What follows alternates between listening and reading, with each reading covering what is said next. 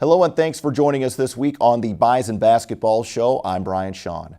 Both the North Dakota State men's and women's basketball teams faced two big tests this past week, taking on their rivals from down in South Dakota. Dave Richman and the Bison men had a tall order, taking on Summit League leading SDSU at Frost Arena last Thursday night.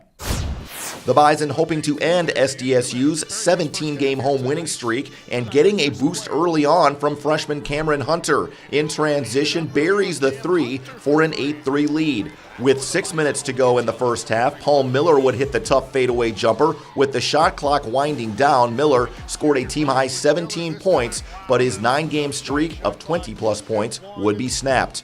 Late in the first half, the Jackrabbits go on a spurt to lead by double digits. Tevin King, one of his 6 steals on the night. He also scored 16 points, 2 on this lay-in. But NDSU would get a big boost off the bench in the final minute. Dengu spotting up and burying the three, only his 4th triple of the season.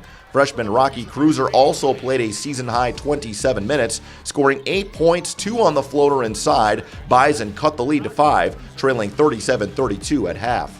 In the second half, NDSU playing catch-up. Goo back to work, the hesitation dribble, and then throwing it down. He scored 12 points on the night. A.J. Jacobson would get his only basket of the game with 5 minutes to go. The long three gets NDSU back within 10. Moments later, Hunter would knock down his 3rd shot from long range. He scored 11 points as the lead was trimmed to single digits. But South Dakota State finishes the game on a 13-3 run to put it away. On the break, Skylar Flatten to Mike Daum for the lay-in.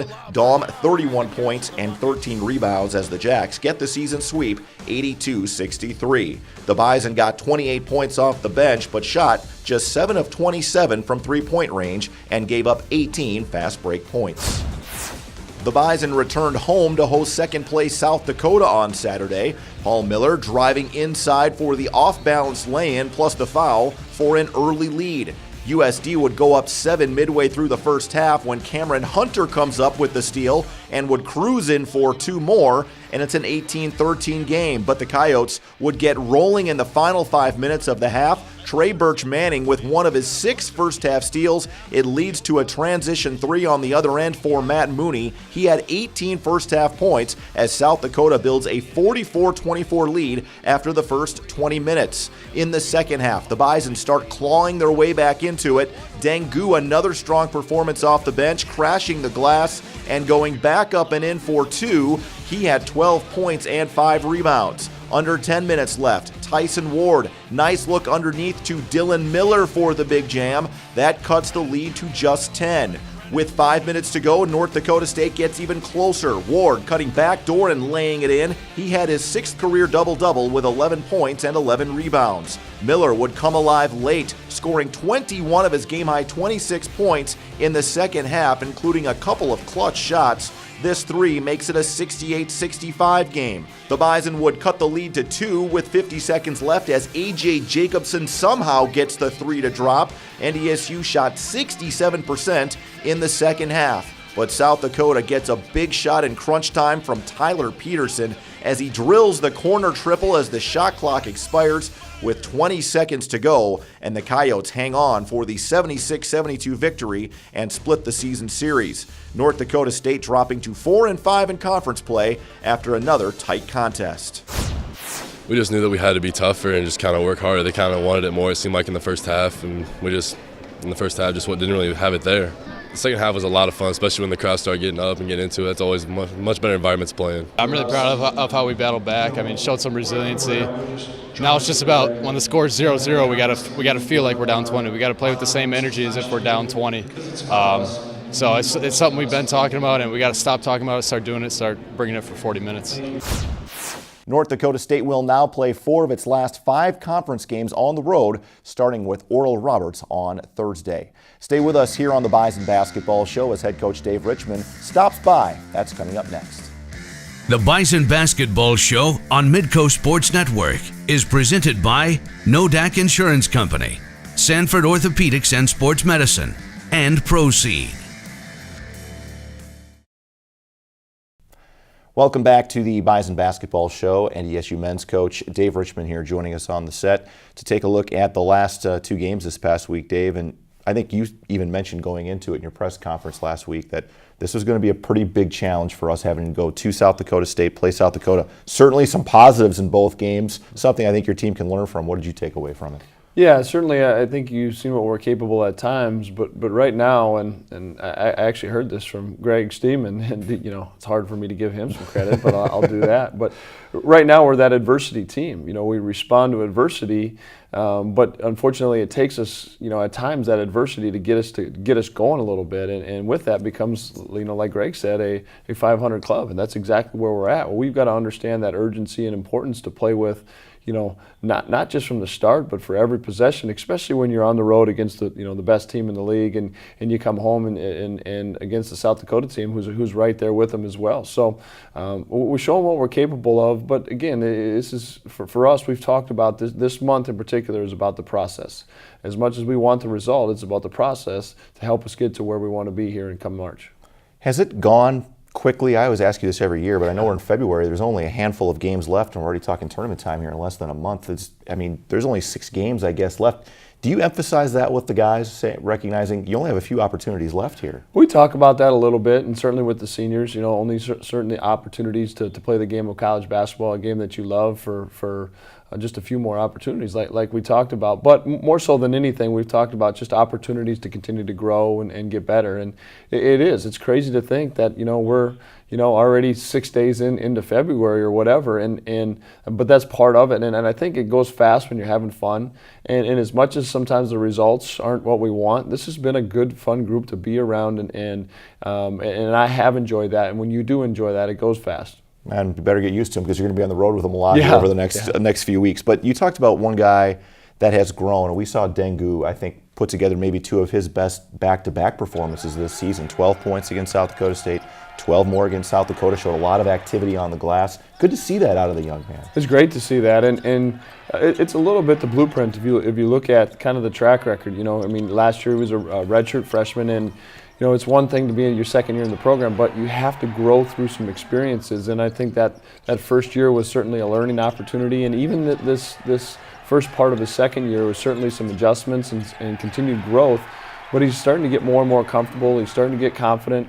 We've put him in some situations where he feels like, and we feel like he can be more successful. And we knew Dang was extremely talented. He's a great young man. He remains humble and hungry, which are cornerstones of our program. We want him to be.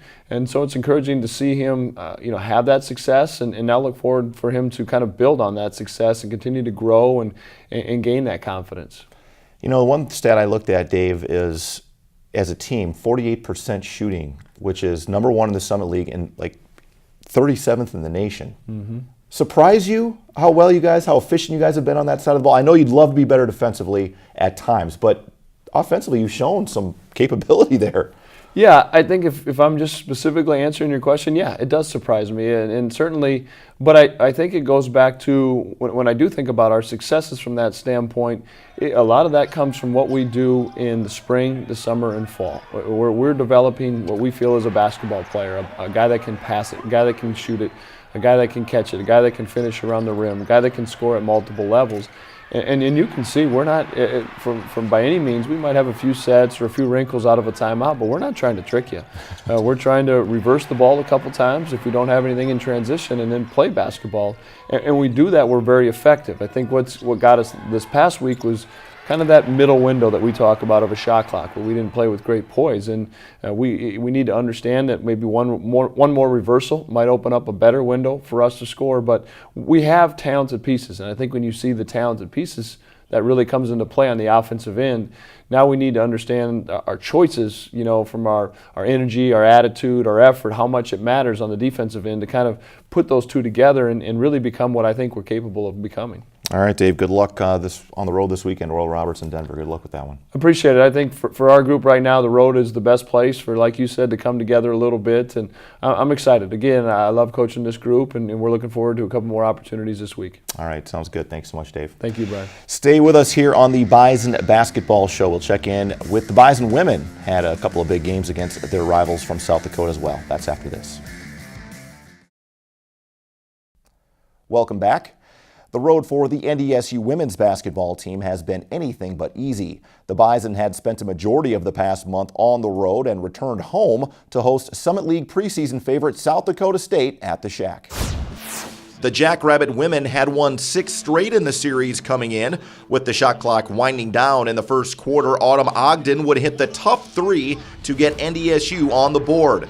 Freshman Macy Quilvang also showing her range early, connecting on the long jumper as the shot clock expires for 2. She would also hit her first career three-pointer in the game and finished with 8 points. But SDSU took the momentum right back, forcing 16 Bison turnovers. Sydney Tracy intercepting the pass and getting it ahead to Alexis Alexander for the lay-in as the Jacks take a double-digit lead. Sarah Jacobson shooting 51% from three-point range in Summit League play, hit 2 triples in the contest, and scored a team-high 16 points, but the Bison still trailed by 14 at half. In the second half, Taylor Thunstead would tap the ball out to Michelle Geislerova for another 3. She scored 10 points off the bench, but it would not be enough as the Jackrabbits run away. The lob inside to Ellie Thompson for 2 of her game-high 17 points, and South Dakota State rolls to the 21-point victory. The Bison shot just 7 of 23 from three-point range and never led in the game. I thought they dictated our offensive pace and made us uncomfortable. And we haven't seen that in a while. And I think that our offensive not being able to go where we wanted to dictated our defense as well.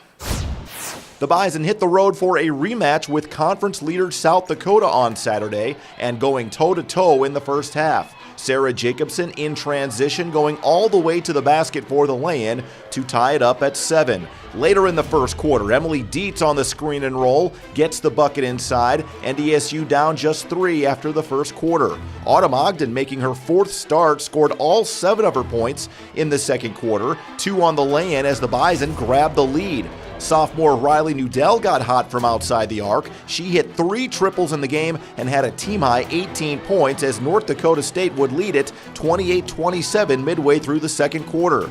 But Chloe Lamb provided a big spark off the bench for the Coyotes, scoring 13 points in the half on 5 of 7 shooting. She finished with 20 as USD led it 32-29 at half.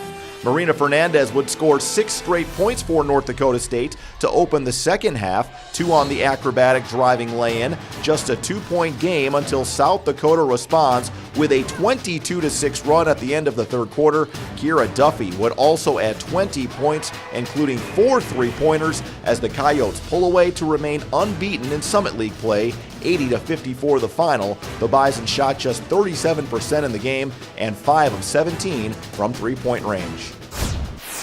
We now welcome in Maren Walseth to break down the Bison women's past week. South Dakota State and South Dakota, the 2 league leaders, knew it was going to be a challenge. It certainly was, but through stretches, there were some positive moments to take away. I think you're right.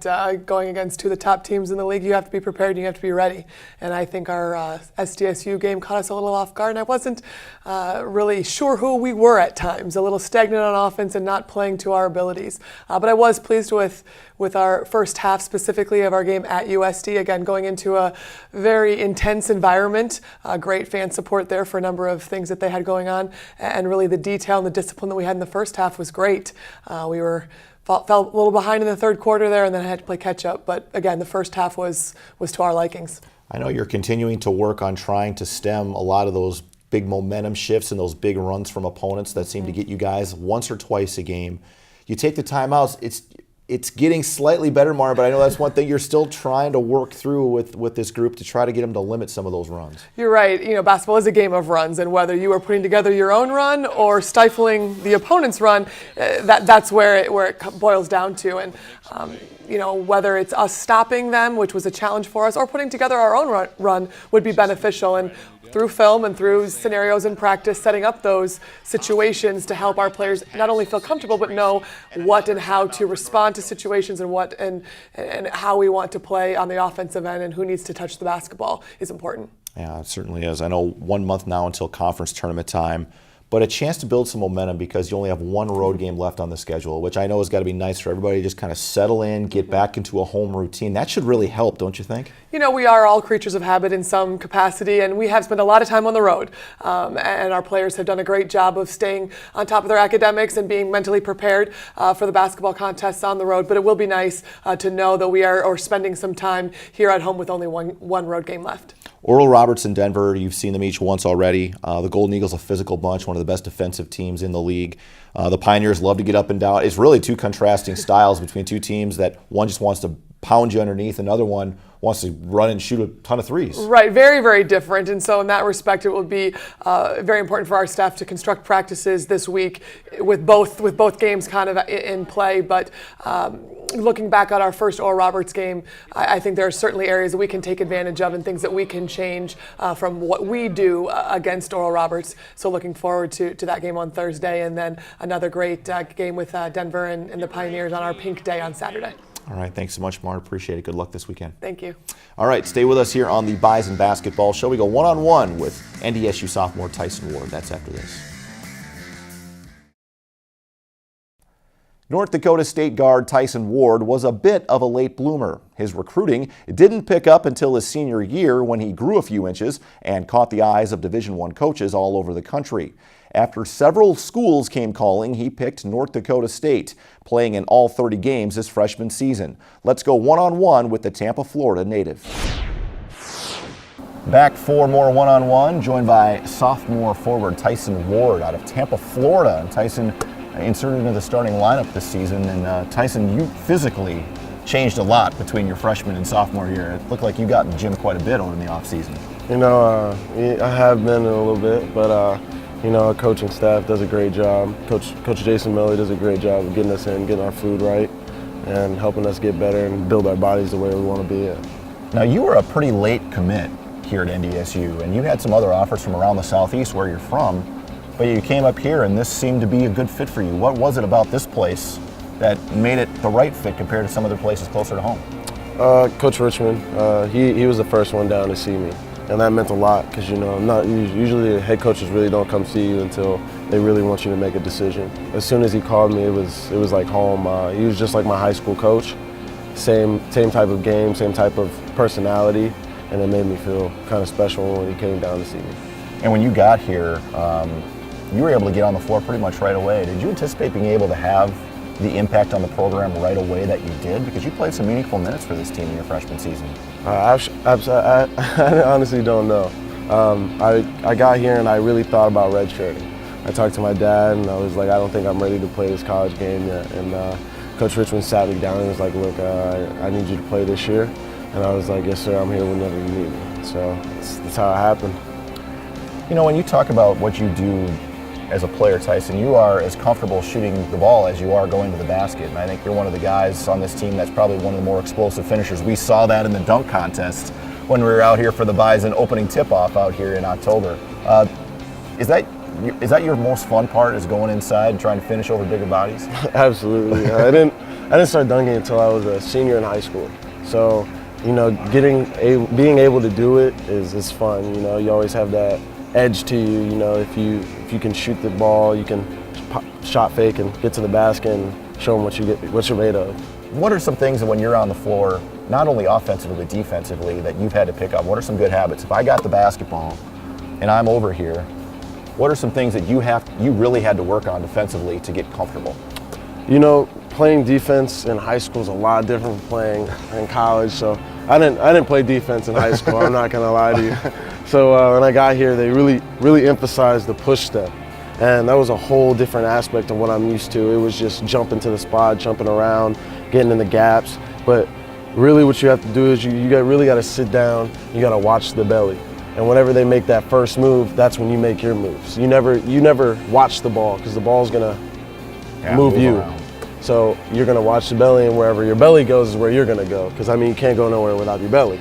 So that's what they really harped on us over the summer, and it kind of took me a while to get it, but I eventually got a little bit. When you get away from the court, I know you're competitive in everything you do. What are some other fun things that you enjoy doing when you get away from basketball? I'm a big video game guy. Are you? Yeah, absolutely. Me, Cam, and Jared, we sit at home. We'll play some games. We'll get really competitive about it. We'll play FIFA. We've had some hectic games of FIFA. Some 2K, some Madden, anything you can think of, we play. And it gets pretty heated. It gets pretty heated. So bragging rights carry over from the living room to the basketball floor. Absolutely. All right, we appreciate the time, Tyson, and good luck to the rest of the way. Thank you. Tyson Ward, one-on-one. Ward ranks 9th in the Summit League in rebounding and is second on the team in scoring at nearly 11 points per contest. We're back to put a wrap on this week's show after this timeout. The Bison Basketball Show on Midco Sports Network is presented by NODAC Insurance Company, Sanford Orthopedics and Sports Medicine, and Proceed.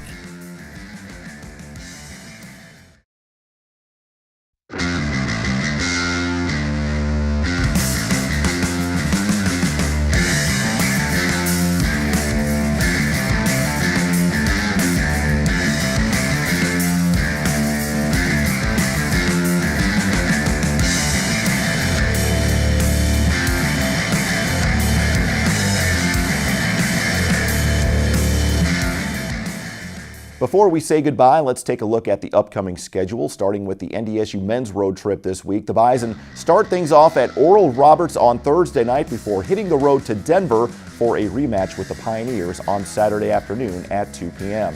The North Dakota State women's hoop squad is home for 2 more games, starting with the Golden Eagles on Thursday at 7. That game can be seen on Midco Sports Network 2.